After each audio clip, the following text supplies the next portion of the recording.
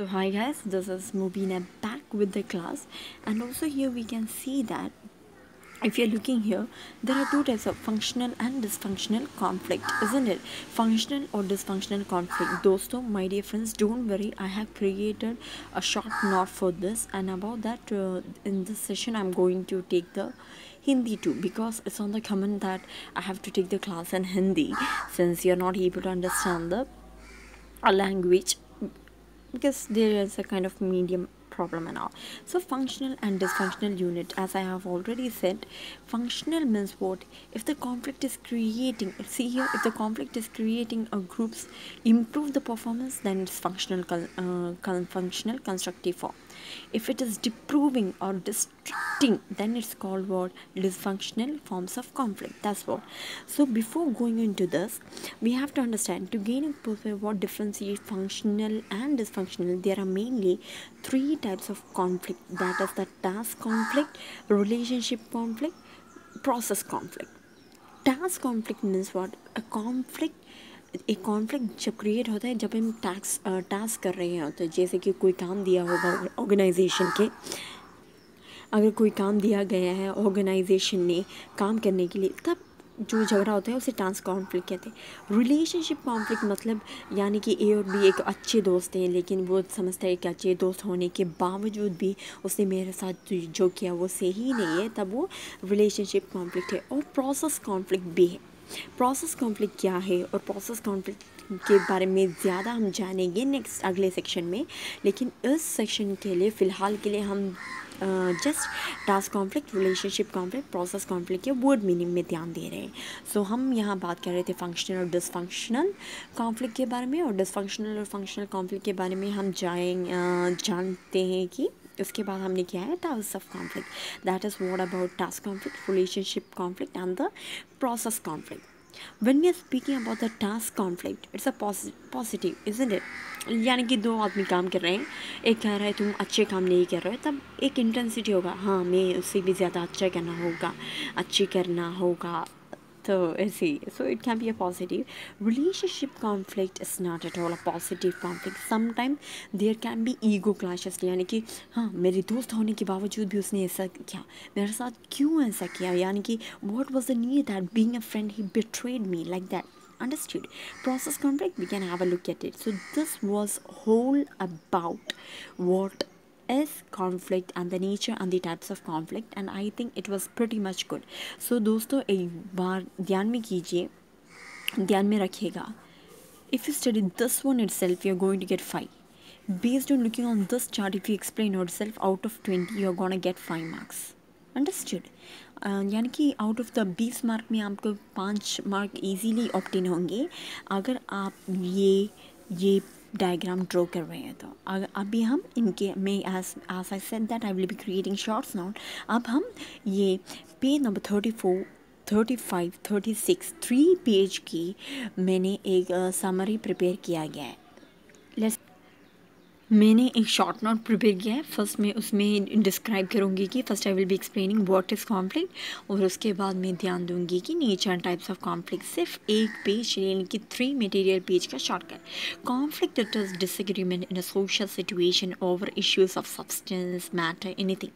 यानी कि एक झगड़ा होता है वो एक सोशल सिचुएशन में, यानी कि जब हम सभी लोग when a group of people is there, और एक भीड़ में जब जो झगड़ा होता है ओवर डिसएग्रीमेंट, यानी कि तुम जो कह रहे हो वो गलत है और मैं जो कह रही हूँ वो गलत है, उनसे whenever the clash is becoming between two people, when there is a disagreement, that is known as the conflict. Now let's go to ये. अगर आप एक्सप्लेन करके अपने और शब्द में लिख रहे हैं तो ये फाइन है. If it has been asked about a particular definition, then you have to go to the statement of the Robin. The process when one party perceive when another party has negatively affect. It's about negative or is about to negatively affect something first party cares about. यानी कि एक झगड़ा हुआ. झगड़ा normally कब होते हैं? जब एक आदमी दूसरे आदमी को पसंद नहीं है कोई चीज़ वो करता है, अगर वो करते वक्त कॉन्फ्लिक्ट होता है, यानी कि और एल्स के भविष्य में वो कॉन्फ्लिक्ट हो सकता है. ये है रॉबिन्स के बारे में. So or something first party cares about, यानी कि you are doing something which actually affect the feelings or the emotions of another person, that time conflict can be created. और उसके बाद मैंने कहा था conflict two types, conflict mainly two types में है, functional conflict और dysfunctional conflict. वो मैंने बताया था ना, वो डायग्राम के बेसिस में टू कॉन्फ्लिक्ट है, functional conflict and dysfunctional conflict. Conflict which improve the performance is known as the functional conflict.